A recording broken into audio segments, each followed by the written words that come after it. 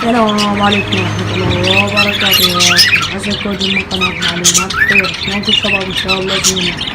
طبعا اليوم موضوعها عن تربية الطيور الببغاوات بنفس القفص. يعني مثلا هسه أنا بهذا القفص مربي طيور حب فيه كروان. الأنثى عندها بيض وروز في هذا البيت أو الحلة. طبعا شباب عندي إنتاج بس منتظر شغلة تطلع ويكبر شوية وأصور لكم الإنتاج، وفي نفس الوقت نخلي بهذا القفص عمام هذا اثنين، والثالث هذاك جوا الليل.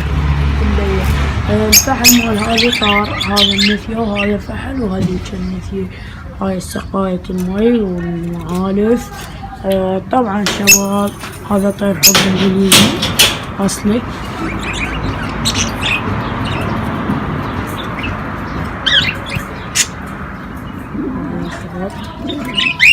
طبعا هاي النثية هسه دخلتها كانت معزولة، وهالذكر زايد لان النثية راقدة على البيض او دافعة على البيض لذلك ظلت وراها. شباب بالنسبة للي يقولون لازم الغندور هذا الروز هذا الذكر الأنثى جوا. شباب بالنسبة للي يقولون الروز ما يصلح أو الغندور ما تصح تعيش مع طيور الحب أو الكروان، غلط. يصح تعيش ومثل ما تشوفون خليهم ثلاثة بهذا القفص، وحلة بصف حلة وبيت بصف بيت وعادي، ولكن وعايشات اصلا وما عندي اي شي اصلا. حتى الروز بيضا والكروان بيضا وطيور الحب بيضا. شباب ما بيها اي شي.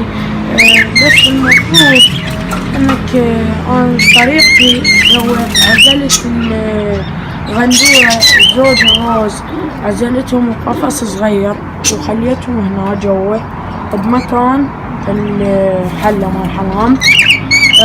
عزلتهم أكثر من شهر، تزوجوا لأن كانوا من الزوجات، خليتهم وياهم ما خليتهم شلون متعودات عليهم بالبداية هاجمن، بس بعدين لا تعودوا ما بيها أي شي. هاي مثل ما تشوفون قدامكم لا يهجم ولا هاي.